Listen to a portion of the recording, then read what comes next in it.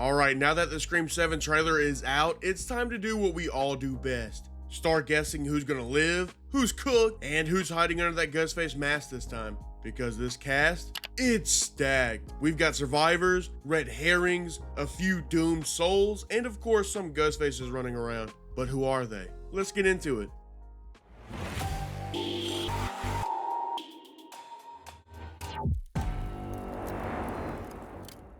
What's up, I'm Sippin and a quick potential spoiler warning for the upcoming film Scream 7. I'm only going based on the singular trailer we've been gifted so far as my resources. I don't believe going on Twitter and looking for straight up spoilers is very fun, but I did this before back for Scream 6 and let's just say I was throwing darts, dude. Real quick before we jump into it, the comment shout out of the video goes to onlyhuman967. I appreciate you. Now, let's dive on in and discuss who is safe, who isn't, and who is wielding the knife. So first and foremost is Michelle Randolph. We don't yet know her character name as it's not listed on IMDb yet, but while we might not know her name, there is something about her that we do know. Well, two things. Firstly, she's one of the two people we first see in the trailer, and secondly, she's cooked. There's absolutely no way she survives this movie. For one, we know she can't be that big of a character, but it's also the fact that we literally see her hitting the Sia and swinging from the chandelier until she quite literally falls onto the knife. I personally believe she will be a part of the opening kill sequence, and no, I don't think she will be the only one. Stay tuned as I believe she will be joined in the afterlife by someone else soon. Up next, we have someone that I don't believe was anywhere to be seen in the trailer, and that person is old Ethan Embry.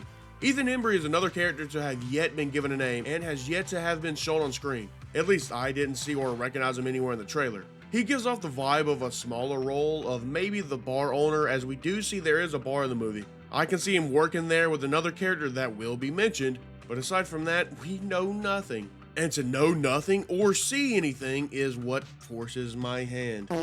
It's just hard to say since I don't know his name, role, or occupation. I mean, if I had to truly label him somewhere, it would probably be in the toasted category. There's going to be a cat and mouse attack scene at this bar, and maybe he's somehow involved. I personally believe at this moment that he will either live or die, and it will really just depend on if he's working that night the bar is attacked. Up next, we got McKenna Grace. Who would have guessed it? Another cast member without a confirmed character name.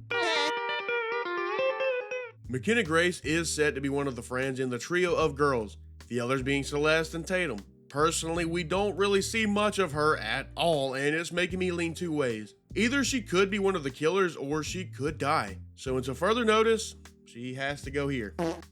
She gives off heavy Scream 4 Olivia vibes for me. I can see her going out in a brutal way early on to really set the stage and inform our characters that real danger is coming. But they could also subvert our expectations and go a different route by intentionally faking us out. But next up, we got Mark Evans.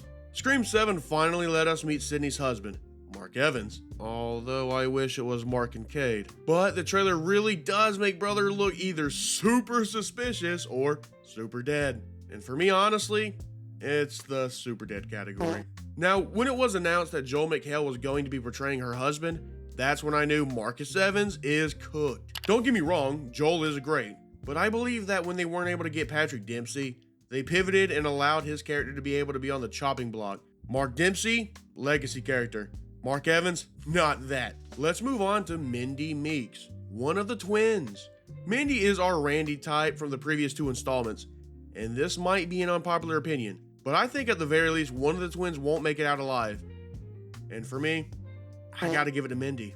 My only true logic is that Chad and Tara were last seen coupling up type shit, and while Tara isn't in this film, they could still be canonically together, and Chad just wanted to help out Gail with Mindy. And Mindy, well, something tells me she might be single. At the end of the day, they could also kill off both of the twins and have zero connection of the previous two films moving forward, or they can keep one around and say, hey, they are alive and they're out there in the world. Up next, we got Celeste O'Connor. Tatum's friend is nah, I'm joking, but that literally is what they are listed as in the IMDb page. So yeah, no name again, but I think she will have much more screen time than McKenna Grace's character. Solely based on the trailer, I believe she will be a bartender at the bar we see in multiple shots of the trailer. And speaking of that bar, I believe it to be her final resting place. She has a shot at making out of the major cat and mouse sequence simply due to who appears to be Tatum arriving to fight Ghostface. But I think she will be a little too late and Celeste will have succumbed to her wounds. And talking about wounds, Chad. Now, Chad is my Scream 6 GOAT, and I low-key don't want to see him go. Bro has been stabbed more times than anyone in this franchise, aside from maybe the Doomeister. Chad makes sense to go for the same reasons as Mindy, but part of me just sees Bro as immortal. If Bro can survive the 2-piece combo meal with extra dip from Scream 6, then he's got this no problem. Coming in is a character that a lot of people believe should have already died off, and that's our Gale Weathers. Our famous news reporter turned author is back again and ready to face off with however many there is this time. While I agree Gale could have and maybe even should have passed on in 6, I don't believe she has much to worry about. With the change in direction, I don't think Scream 7 will go ahead and risk killing off one of its lasting legacy characters. If Scream 7 is a success and they move ahead with Scream 8, then that's when I think we should truly be worried about our favorite reporter. Up next is Jimmy Tatro. Jimmy Tatro is the dude in the opening shot of the trailer, and that's the only shot of him so far. And it seems to me that Bro is involved in the opening kill sequence. But is he the killer? Nah, he's not. Nah, he ain't. Yes, I also wondered where he disappeared off to while Michelle was being attacked, but I think there's a very simple answer to that. Bro's dead. He already died when this sequence is taking place. I think he's off somewhere taking that eternal slumber, and the trailer just cut around it. Maybe he sees the approaching Ghostface and warns Michelle that, hey, Bro's behind you, dude, and takes a stabbing because of that. Now this dude, Asa German, doesn't appear to be the trailer at all. Or is he? In my previous video, I mentioned a scene where Ghostface is dragging someone across the ground, and at first, I believed it to be Mark Evans. But after closer inspection, I actually now think it might be Asa. Which would mean Bro is not looking so good.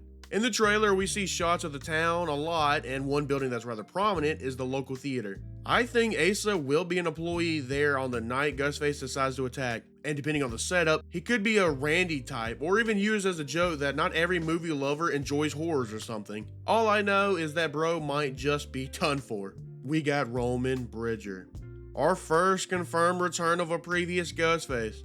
What will his role be in Scream 7?